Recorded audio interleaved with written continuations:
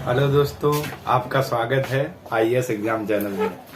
दोस्तों, कल मैंने आपको मौलिक अधिकारों में आर्टिकल 32 के तहत ठीक कुछ रिट जो जारी की जाती है उनको बताया था। एक आपको रिट बताई हुई थी। आज आगे दोस्तों उन्हीं रिटों के बारे में बात करेंगे। लेकिन दोस्तों उससे पहले जो भी लोग हमारे चैनल से जुड़े हुए हैं तो आप लोग चैनल को लाइक करें, सब्सक्राइब करें, शेयर करें। और दोस्तों मैं आपसे अनुरोध करता हूं कि आप लोग ठीक क्वेश्चन जो भी समझ में नहीं आते, जो भी मैं पढ़ा रहा हूं आप लोगों को, ठीक है ना दोस्तों, तो आप लोग ज्यादा से ज्यादा कमेंट करिए ताकि मुझे भी पता चलता रहे, ठीक है ना, क्या मैं आपके लिए कुछ बेहतर कर पा रहा हूं, दे पा रहा हूं कि नहीं दे पा रहा हूं, ठीक है ना। और जैसे ही आप लोग कमेंट करते हो तो मैं भी आपके क्वेश्चनों का क्या आंसर दूंगा और आपसे जुड़ने का प्रयास करूंगा, ठीक है ना दोस्तों। तो आप लोग खूब ज्यादा से ज्यादा कमेंट करिए और कुछ भी नहीं समझ में आता है तो आप लोग ठीक कमेंट करिए और आपका आंसर तुरंत ही दिया जाएगा, ठीक है ना दोस्तों। तो आप लोग कमेंट करते रहा करिए और लाइक करते रहा करिए, इसमें कुछ भी नहीं जाता आप लोगों को कमेंट और लाइक में, ठीक। तो दोस्तों आज की क्लास शुरू करते हैं, ठीक है ना, रिट जारी करने की। लेकिन उससे पहले जरा कुछ आप लोगों के लिए हो जाए तो जरा ध्यान से सुनिएगा। मत सोच कि तेरा सपना क्यों पूरा नहीं होता, मत सोच कि तेरा सपना क्यों पूरा नहीं होता, हिम्मत वालों का इरादा कभी अधूरा नहीं होता। मत सोच कि तेरा सपना क्यों पूरा नहीं होता, हिम्मत वालों का इरादा कभी अधूरा नहीं होता। जिस इंसान के कर्म अच्छे होते हैं उसके जीवन में कभी अंधेरा नहीं होता, ठीक है ना दोस्तों। शुरू करते हैं बढ़िया मोटिवेशन शायरी के साथ आज की क्लास, ठीक। तो जरा देखिए, मौलिक अधिकार में मैं आर्टिकल आप लोगों को 32 के बारे में बता रहा था और इसके द्वारा कुछ 5 प्रकार की रिट जारी की जाती है, ठीक है ना, जिसमें से मैंने आपको बंदी प्रत्यक्षीकरण के रिट के बारे में बता दिया था। आज दोस्तों उसी के आगे बात करते हैं। तो जरा देखिए कौन कौन सी रिट है, ठीक है ना, आप लोग जरा देखिए। देखते हैं दोस्तों ये लिखा हुआ परमादेश, ठीक है ना। परमादेश मतलब परमादेश का अर्थ क्या होता है, हम आदेश देते हैं, ठीक है ना दोस्तों। परमादेश यानी कि हम आदेश देते हैं, ठीक। अगली डेट आपकी यही है ना दोस्तों, परमादेश या हम आदेश देते हैं। और दोस्तों ये कब जारी की जाती है, जरा आप लोग ध्यान से देखिएगा। परमादेश हम आदेश देते, देखो इसे न्यायालय द्वारा, ठीक है ना दोस्तों, बहुत अच्छे से देखना, इसे न्यायालय द्वारा सार्वजनिक अधिकारी, सार्वजनिक का मतलब दोस्तों होता है सरकारी अधिकारी, ठीक है ना, सार्वजनिक अधिकारी यानी सरकारी अधिकारी, ठीक है, को जारी किया जाता है। यानी इसे न्यायालय द्वारा किसे जारी किया जाता है, सार्वजनिक अधिकारी यानी सरकारी अधिकारियों के लिए, ठीक है ना। और इसमें क्या कहा जाता है, ताकि उनसे कार्यों और उसे नकारने के संबंध में पूछा जा सके। परमादेश का दोस्तों सीधा सीधा मतलब ये हुआ कि न्यायालय के द्वारा सार्वजनिक अधिकारी यानी जो सरकारी अधिकारी होते हैं, ठीक है ना, तो न्यायालय एक रिट जारी करती है जिसका नाम है परमादेश। और वो जो सार्वजनिक अधिकारी होते हैं उनके कार्यों के बारे में पूछा जाता है, ठीक है ना, कि आपने क्या क्या कार्य किए, कैसे कैसे कार्य किए। अगर वो सार्वजनिक अधिकारी उस कार्य को नकारने से मना करते, ठीक है ना, कार्य, ठीक है ना, तो देखो क्या लिखा हुआ है, उनसे कार्य और उसे नकारने के संबंध में पूछा जाता है। जैसे अदालत ने रिट जारी की सार्वजनिक अधिकारी को और पूछा गया भाई बताइए आपने क्या क्या कार्य किए और जो जो नहीं किए, जो जो उसके बारे में बताइए, ठीक है ना। तो ये रिट जारी की जाती है वहां पर न्यायालय के द्वारा सरकारी अधिकारियों के लिए, ठीक है ना दोस्तों। उनसे पूछा जाता है कि आपने क्या क्या कार्य किए, क्या क्या नहीं किए, पूरा विवरण हमें बताइए। और ये रिट कौन सा न्यायालय जारी करता है, इसी रिट को क्या बोला जाता है दोस्तों, परमादेश, ठीक है। यानी परमादेश का मतलब हम आदेश देते हैं, ठीक, ध्यान रखना वहां पर दोस्तों। परमादेश का मतलब यानी कि हम आदेश देते हैं और यही वर्डिंग वहां पर लिखी होगी कि न्यायालय के द्वारा, ठीक है ना, सार्वजनिक अधिकारियों को जो रिट जारी की जाती है, ठीक है ना, निम्न रिट और उनके कार्यों के संबंध के बारे में पूछा जाता है, निम्नलिखित में से किस रिट के तहत आता है। ऐसे वहां पर क्वेश्चन में रहेगा निम्नलिखित में से किस रिट के तहत आता है और ऑप्शन लिखे होंगे बंदी प्रत्यक्षीकरण, परमादेश, अधिकार पिच्छा, ठीक है ना, प्रतिषेध, इस तरीके से। और आपको वहां पर क्या पहचानना होगा। तो परमादेश, परमादेश का दोस्तों मतलब होता है कि हम आदेश देते हैं, ठीक है ना। परमादेश का मतलब होता है हम आदेश देते हैं, ठीक। इसका मतलब होते हैं न्यायालय, ठीक, ये रेट तब जारी करती है, ठीक है ना, जब सार्वजनिक अधिकारियों से उनके कार्यों के बारे में पूछा जाने के योग होता, ठीक है ना, पूछा जाने के बारे में होता। ठीक, सार्वजनिक अधिकारी का मतलब होता सरकारी अधिकारी, यानी कि सरकारी अधिकारी, और उनके लिए क्या रेट जारी की जाती है, और इस रेट को क्या बोलते हैं दोस्तों, परमादेश। ठीक है ना, परमादेश। इसके बाद अगली दोस्तों बात करते हैं, जरा देखिए अगली दोस्तों रेट की बात करें तो अगली आपकी रेट है प्रतिषेध। प्रतिषेध का अर्थ है रोकना। ठीक है ना दोस्तों, प्रतिषेध का अर्थ है क्या है, रोकना। ठीक है ना दोस्तों, प्रतिषेध का अर्थ है क्या है, रोकना। जरा देखिए रोकने का दोस्तों मतलब देखिए, जैसे क्या होता है, जैसे दोस्तों आप लोग कहीं क्लास में या कहीं कक्षा ले रहे हो, ठीक है ना, ठीक, और आप लोग बार बार हर चीज पे शैतानी कर रहे हो और बार बार बहुत सारी बात कर रहे हो, ठीक, और होता क्या, कोई भी आपका टीचर है, ठीक, तो थोड़ी देर देख रहा, मान लो 2-3 मिनट देखा, शायद आप शांत आप हो जाओ, इसके बाद और देखा, आप शांत हो जाओ, तो थोड़ी देर बाद क्या होता है, जब आप मान ही नहीं रहे होते तो फिर वो क्या करता है, आपको रोकता है, ठीक है ना, या आपसे कहेगा आप शांत रहिए, कि अब बहुत ज्यादा हो गया, ठीक है ना, अब आप हद से ज्यादा जा रहे हो, ठीक है ना। यानी क्लास में आप जब कहीं पर भी पढ़ रहे होते हो, ठीक है ना, या कहीं क्लास आप कर रहे होते हो, तो बार बार अगर आप शैतानी या कुछ भी कोई चीज कर रहे होते हो, तो टीचर थोड़ी देर बाद कहेगा अब आप शांत हो जाइए, आपका बहुत हद से ज्यादा हो रहा है, नहीं तो मुझे कुछ करना पड़ेगा। ठीक है ना, यही तो बोला जाता है दोस्तों। बस सेम यही रेट कहती, क्या, प्रतिषेध का मतलब क्या होता है, रोकना। जरा ध्यान से देखिए दोस्तों, कहा जाता है अर्थ है रोकना। कब, जब कोई निचली अदालत, ठीक, ठीक है ना, जब कोई निचली अदालत अपने अधिकार क्षेत्र को अतिक्रमित कर किसी मुकदमे की सुनवाई करती है, तो ऊपर की अदालतें उसे ऐसा करने से रोकने के लिए क्या जारी करती है, प्रतिषेध लेख। ठीक है ना, यानी कि जो नीचे की अदालत है, ठीक है ना, जिला अदालतें हुई, ठीक है ना, इसके अंदर का और भी छोटी बहुत जिला जैसे, ठीक है ना, जिले में जो अदालतें होती बहुत छोटी होती, ठीक, होता क्या, अगर ये अदालतें कोई ऐसा मुकदमा ले लेती है जो उनके अंडर में नहीं था, ठीक है ना, और उनके अंडर में नहीं था और उनकी सुनवाई करने लगती है, ठीक, तब न्यायालय कहता है अब आप हद से ज्यादा जा रहे हो, ठीक है ना, अब आप अपनी हद में रहिए, जो मैटर आपके यहाँ का है सिर्फ उसी की सुनवाई करिए।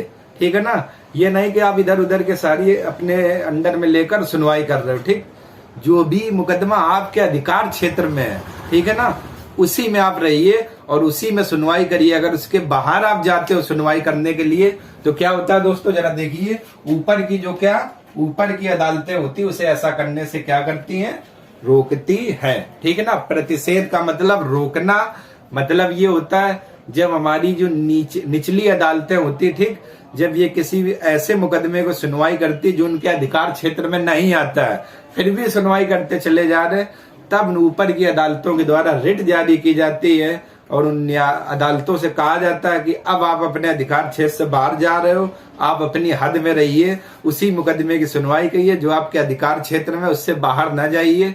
तब ये रिट किसके द्वारा जारी की जाती है, ऊपर की अदालतों के द्वारा। किसके लिए, नीचे की अदालतों को रोकने के लिए। और प्रतिषेध का दोस्तों मतलब होता है क्या, रोकना, रोकना, रोकना। ठीक है ना दोस्तों, बहुत अच्छे से आप लोग समझ गए होंगे। ठीक है ना, जैसे हम यहाँ पर हैं या आप लोग हो तो एक लाइन खींच देते हैं कि कोई भी उधर वाला व्यक्ति इस लाइन के इधर नहीं आएगा, उसी हद में रहेगा, वहीं पर जो भी करना हो। ठीक, जैसे अगर कोई व्यक्ति उस लाइन को पार करने की कोशिश करेगा तो हम आपसे कहेंगे ना कि अब आप हद से ज्यादा जा रहे हो, उस लाइन को पार कर रहे हो ना, ठीक है ना, तो हम आपको रोकेंगे कि लाइन आपकी कहाँ तक है, इसी तक है। ठीक, सेम वही है। ठीक है ना, क्या है, फिर देख लीजिए एक बार, जब कोई निचली अदालत अपने अधिकार क्षेत्र को अतिक्रमित कर किसी मुकदमे की सुनवाई करती है, ठीक है ना, यानी ऐसा कोई मुकदमा जो उनके अधिकार क्षेत्र में नहीं, फिर भी वो मुकदमा की सुनवाई करते चले जा रहे, तो उस सदन में क्या होता है, जो ऊपर की अदालतें होती है दोस्तों, उसे क्या, रोकने के लिए प्रतिषेध जारी करती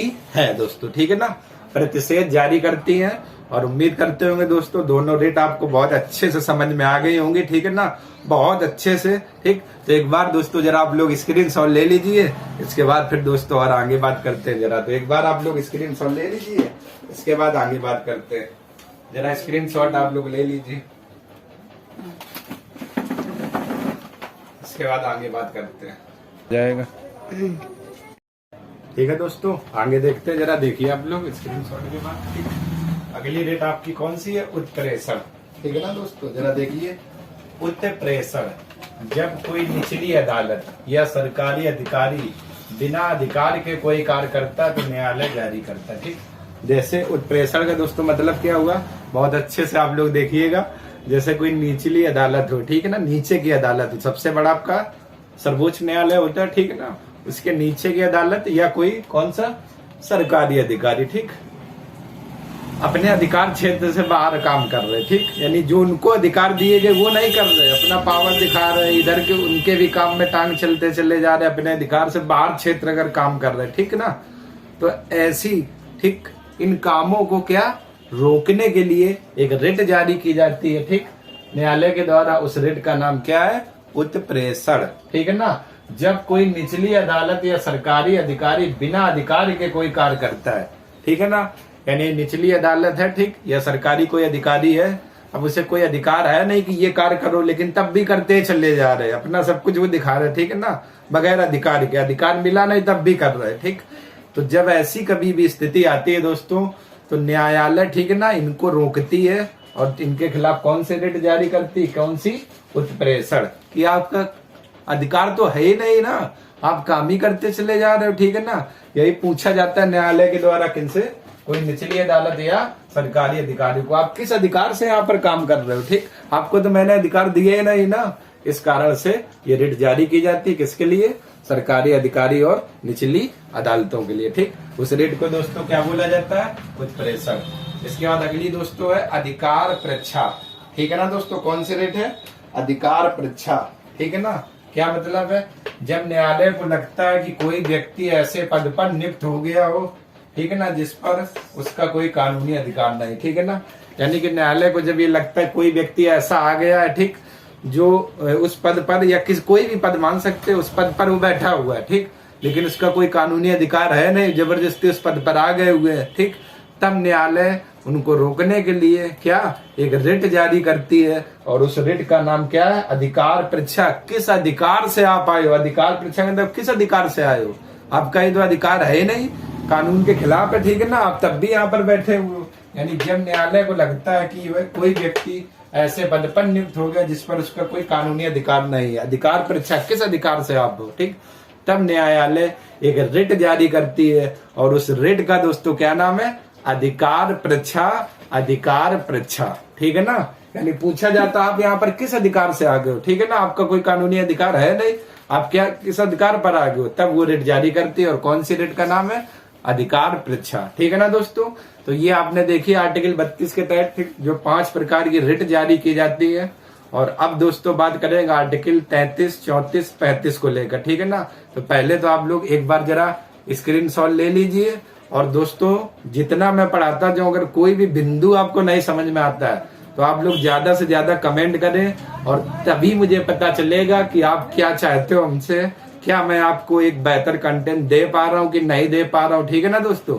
तो आप सब लोगों से अनुरोध है, कमेंट करिए, ठीक है ना, और जी भर के करिए, और मैं कोशिश करूंगा, ठीक, आपके कमेंट का तुरंत आंसर दिया जाए, ठीक है ना। तो एक बार जरा स्क्रीनशॉट ले लीजिए आप लोग इतने का, ठीक, इसके बाद आगे बात करते हैं।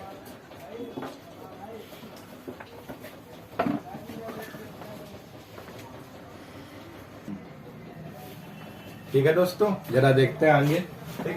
तो आपने अनुच्छेद 32 के तहत रेट देख ली 5, अब बात करते हैं अनुच्छेद 33। 33 दोस्तों जरा ध्यान से देखिएगा, क्या कहता है, आर्टिकल 33 यानी 33, ठीक है ना, 33 आर्टिकल 33 क्या कहता है, संसद को यह अधिकार है कि वह सशस्त्र बलों, अर्धसैनिक बलों व पुलिस बलों आदि पर क्या प्रतिबंध लगा सकती है। यहाँ पर दोस्तों जरा सही कर लिए, प्रतिबंध लगा सकती है, ठीक है ना, ये है आपका मतलब आर्टिकल 35, ठीक। क्या कहता है, संसद को यह अधिकार है कि वह सशस्त्र बलों, अर्धसैनिक बलों और पुलिस बलों आदि पर प्रतिबंध लगा सकती है, ठीक।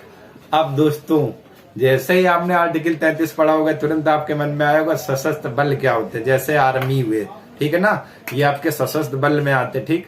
जैसे आर्मी, अर्धसैनिक की बात करें तो CISF, BSF, ठीक है ना, असम राइफल, ये सब आपके क्या होते हैं, अर्धसैनिक बल, ठीक है ना। सशस्त्र बल में आर्मी, अर्धसैनिक बल में आपका CISF, BSF, असम राइफल आदि ये आते हैं, और पुलिस, ठीक। तो संसद को आर्टिकल 33 के तहत यह अधिकार दिया गया है, ठीक है ना, कि वह, ठीक है ना, सशस्त्र बलों, अर्धसैनिक बलों और पुलिस बलों, ठीक है ना, इनके मौलिक अधिकारों पर क्या लगा सकती है, प्रतिबंध लगा सकती है, यानी इनके मौलिक अधिकार कम कर सकती है, ठीक है ना, या प्रतिबंध लगा सकती है। कौन कर सकता है? ये संसद। और उसको आर्टिकल 33 के तहत क्या अधिकार प्राप्त है, ठीक है ना दोस्तों, अच्छे से देख लेना। सशस्त्र बल यानी आर्मी, अर्धसैनिक बल यानी असम राइफल, ठीक है ना, बीएसएफ, सीआईएसएफ, ठीक है ना, और पुलिस बल, ठीक, ये 3 प्रकार के जो आप बल देख रहे हैं, ठीक है ना, इसी में जो भी आ जाएंगे सशस्त्र बल, अर्धसैनिक, जितने भी, तो संसद को यह अधिकार दिया गया है, ठीक है ना, कि इन मौलिक अधिकारों को क्या प्रतिबंध लगा सकती इनके मौलिक अधिकारों पर, ठीक है ना, या कम कर सकती इनके मौलिक अधिकारों पर, ठीक। और ये आर्टिकल दोस्तों किस बात में कही गई? आर्टिकल 33 में बात कही गई, ठीक है ना। संसद को यह अधिकार है कि वह, ठीक, सशस्त्र बल, अर्धसैनिक बल और पुलिस बल, ठीक, आदि के मौलिक अधिकारों पर क्या प्रतिबंध लगा सकती है, ठीक। इसके बाद अगला देखते हैं दोस्तों, अनुच्छेद 34 आ गया, यह मौलिक अधिकारों पर तब प्रतिबंध लगाता है जब भारत में कई मार्शल लॉ लागू हो, ठीक है ना दोस्तों। वर्ड आया क्या पर? मार्शल लॉ, ठीक। दोस्तों जरा ध्यान से देखिएगा, मार्शल लॉ का मतलब ये होता है जैसे युद्ध, दंगा, ठीक है ना, आप समझ रहे हैं ना, युद्ध, दंगा, सशस्त्र विद्रोह, ठीक है ना, इस तरीके से, ठीक है ना, इसी को बोला जाता है मार्शल लॉ। युद्ध, दंगा, सशस्त्र विद्रोह। सशस्त्र विद्रोह का मतलब जब जनता तलवार कुछ भी लेकर रोड पर उतर आए एक दूसरे को मारने काटने के लिए, ठीक है ना, तब क्या होता है, जैसे पूरे भारत में कहीं पर भी क्या मार्शल लॉ लागू हो, ठीक है ना। तो अनुच्छेद 34 क्या कहता है? यह मौलिक अधिकारों पर तब प्रतिबंध, ठीक, प्रतिबंध लगाता है जब भारत में कहीं पर क्या मार्शल लॉ की स्थिति हो, जैसे युद्ध हो जाए, दंगा हो जाए, सशस्त्र विद्रोह हो जाए, तो ठीक है ना। तो अनुच्छेद 34 के तहत, ठीक, संसद इनके मौलिक अधिकारों को क्या प्रतिबंध लगाती है, ठीक है ना। जब कब की स्थिति है? जब मार्शल लॉ लागू हो। मार्शल लॉ का मतलब युद्ध हो जाए, दंगा हो जाए, सशस्त्र विद्रोह हो जाए, तो मौलिक अधिकारों पर क्या प्रतिबंध लगाया जा सकता है, ठीक है ना। और ये कौन लगाती है? संसद, ठीक, अनुच्छेद 34 के तहत। और अनुच्छेद 35, ठीक, जरा देखिए क्या कहता है, संसद को कुछ विशेष मौलिक अधिकारों को प्रभावी बनाने के लिए, ठीक है ना, बनाने के लिए, प्रभावी बनाने के लिए कानून बनाने शक्ति प्रदान की गई। कानून बनाने की, दोस्तों छूट गए यहाँ पर, प्रभावी बनाने के लिए, कानून बनाने की, दोस्तों यहाँ पर लिख लीजिए, की शक्ति प्रदान की गई है, ठीक है ना, ये वर्डिंग छूट गई दोस्तों। कानून बनाने की शक्ति क्या प्रदान की गई है, ठीक है ना, कानून बनाने की क्या शक्ति प्रदान की गई है, ठीक है ना, प्रभावी बनाने के लिए कानून बनाने की शक्ति प्रदान की गई। तो दोस्तों ठीक है ना, तो मौलिक अधिकार के संबंध में कुछ ऐसे हैं, ठीक है ना, जिस पर कौन कानून बना सकता है? संसद, ठीक। तो यहाँ पर वही वर्डिंग है, ठीक है ना, प्रभावी बनाने के लिए, ठीक, कानून बनाने की शक्ति प्रदान करता है, ठीक है ना, या प्रदान की गई है। और ये काम कौन करेगा दोस्तों? संसद। या सरल लैंग्वेज में आप देखिए तो संसद को कुछ मौलिक अधिकारों के खिलाफ कानून बनाने की क्या शक्ति प्रदान की गई, या संसद मौलिक अधिकारों के लिए कानून बना सकती है, ऐसे मतलब आप समझ लीजिए, ठीक। तो ये इनका मतलब है, ठीक। तो अनुच्छेद 33 क्या कहता है कि संसद को अधिकार है सशस्त्र बलों और सैनिक बलों, पुलिस बलों आदि पर क्या प्रतिबंध लगा सकती है। अनुच्छेद 34 ये कहता है, ठीक, जब ही मौलिक अधिकार पर प्रतिबंध लगेगा जब भारत में कहीं पर भी क्या मार्शल लॉ लागू हो, जैसे युद्ध, दंगा हो जाए, सशस्त्र विद्रोह हो जाए, ठीक। और आर्टिकल 35 क्या कहता है? मौलिक अधिकारों पर कानून बनाने की शक्ति किसे है? संसद को, और संसद को, ठीक है ना दोस्तों, संसद को शक्ति प्रदान की गई। तो एक बार जरा आप लोग स्क्रीनशॉट ले लीजिए, फिर आगे बात करते हैं।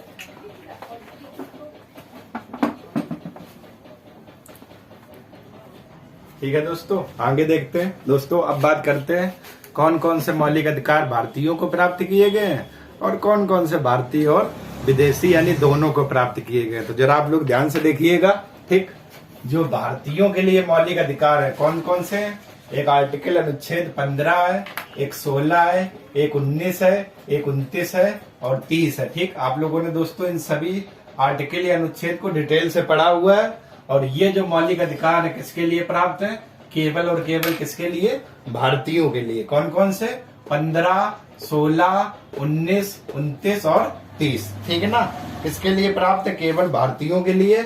और इसके बाद देखते हैं जो भारत के साथ साथ किसे प्राप्त है, विदेशियों को भी। ठीक है ना, भारतीय प्लस विदेशियों या विदेशी के लिए कौन कौन से हैं, आर्टिकल 14, 20, 21, 21 का, 22, 23, 24, 25, 26, 27, 28। ठीक है ना, ये आपके आर्टिकल हैं जो भारतीय और विदेशियों दोनों को क्या है, प्राप्त। ठीक है ना दोस्तों, यहाँ पर विदेशियों कर लो। ठीक है ना, क्योंकि विदेशी शब्द सही नहीं रहेगा, विदेशियों कर लो, एडजेक्टिव बना लो आप लोग विदेशियों।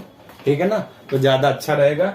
तो भारतीयों को कौन कौन से मौलिक अधिकार प्राप्त है, 15, 16, 19, 29, 30। और भारतीय विदेशियों को 14, 20, 21, 21 का, 22, 23, 24, 25, 26, 27 और 28। ठीक है ना, ये भारतीय और विदेशी दोनों को प्राप्त है। ठीक है ना दोस्तों, तो ध्यान रखना, यहाँ से क्वेश्चन आपका बनता है एग्जाम में कि निम्नलिखित में से कौन से मौलिक अधिकार केवल भारतीयों को प्राप्त है, या निम्नलिखित में से कौन से मौलिक अधिकार केवल भारतीय और विदेशियों को प्राप्त है। ठीक है ना, दोनों कोई एक ऑप्शन दे देगा और आपको पहचानना होगा है या नहीं। ठीक, अब दोस्तों मौलिक अधिकार में एक आखिरी पॉइंट और बचा हुआ है, जरा उसको भी देख लेते हैं। ठीक है ना दोस्तों, आपने एक नाम सुना होगा, राष्ट्रीय आपातकाल। ठीक है ना, जो युद्ध, विद्रोह और बाहरी आक्रमण के कारण लगता है, अनुच्छेद 352 में डिटेल में बात करेंगे, राष्ट्रपति। ठीक है ना, तो जब भी आपातकाल की स्थिति होती है, ठीक ना दोस्तों, जब भी आपातकाल की स्थिति, आपातकाल का मतलब किसी देश के साथ युद्ध हो जाए, ठीक है ना, कोई बाहरी आक्रमण करते, ठीक है ना, सशस्त्र विद्रोह हो जाए, तो जब भी आपातकाल की स्थिति लगती है तो जो 19 मौलिक अधिकार है दोस्तों, जैसे ही आपातकाल लगेगा ये स्वतः समाप्त हो जाता है। ठीक है ना, जब भी आपातकाल की स्थिति होगी आर्टिकल 19 आपका स्वयं समाप्त हो जाएगा, कुछ भी उसमें करने की जरूरत नहीं, स्वतः ही। कब, जैसे ही आपातकाल लगेगा। और 20 और 21 को छोड़ करके, ठीक, वर्डिंग देखिए दोस्तों, आपातकाल के दौरान मौलिक अधिकार 19 स्वतः समाप्त हो जाता है। 20 व 21 को छोड़कर जो अन्य सभी मौलिक अधिकार है वो कौन निलंबित कर सकता है, राष्ट्रपति। ठीक है ना, ये राष्ट्रपति के ऊपर रहेगा। ठीक है ना, 20, 21 को छोड़ के जितने भी मौलिक अधिकार है वो कौन, राष्ट्रपति निलंबित कर सकता है। और दोस्तों कब कर सकता है, आपातकाल की स्थिति में। ठीक है ना, तो जब भी आपातकाल की स्थिति होगी तो 19 जो मौलिक अधिकार है दोस्तों ये स्वतः ही समाप्त हो जाता है। ठीक, तो आप लोग ये बहुत अच्छे से ध्यान रखिए। और दोस्तों ये जो आपका पूरा चैप्टर रहा, ठीक है ना, मौलिक अधिकार भाग 3 यहीं पर समाप्त होता है। अगली जब आपकी एक नेक्स्ट क्लास होगी तब दोस्तों बात करेंगे भारत के नीति निर्देशक तत्व। तो पहले एक बार जरा आप लोग इतने का स्क्रीनशॉट ले लीजिए, इतने का स्क्रीनशॉट ले लीजिए दोस्तों। ठीक है ना, स्क्रीनशॉट ले लीजिए आप लोग इतने का, रुक जाओ, स्क्रीनशॉट ले लीजिए। ठीक है ना दोस्तों, ठीक है दोस्तों, आज की क्लास यहीं तक रखते हैं। ठीक, अगर आपको वीडियो पसंद आ रहा है, आपको लग रहा है कि मैं आपके लिए कुछ बेहतर पढ़ा रहा हूं, तभी आप लोग लाइक करें, सब्सक्राइब करें और शेयर करें। अगर आपको अंदर से नहीं लग रहा है कि मैं नहीं पढ़ा पा रहा हूं, तो आप ना तो लाइक करें, ना सब्सक्राइब करें, ना शेयर करें। ठीक है ना, लाइक कर देना। ठीक, अगर आपको लग रहा है कि मैं वास्तव में आपके लिए कुछ मेहनत कर रहा हूं, तभी आप लोग लाइक, सब्सक्राइब और शेयर करें। और आप लोगों से अनुरोध है कि आप कमेंट करिए, ज्यादा से ज्यादा क्वेश्चन पूछिए और मैं कोशिश करूंगा आपके क्वेश्चनों का तुरंत आंसर दिया जाए। ठीक है ना, ठीक, तो जब भी आप क्लास देखिए कमेंट करिए, पानी पी लीजिए, पानी पी पी के कमेंट करिए, खाना खाइए, खाना खाते वक्त कमेंट करिए, और मैं कोशिश करूंगा आपके कमेंट के आंसर दिए जाए। तब तक के लिए आपका धन्यवाद।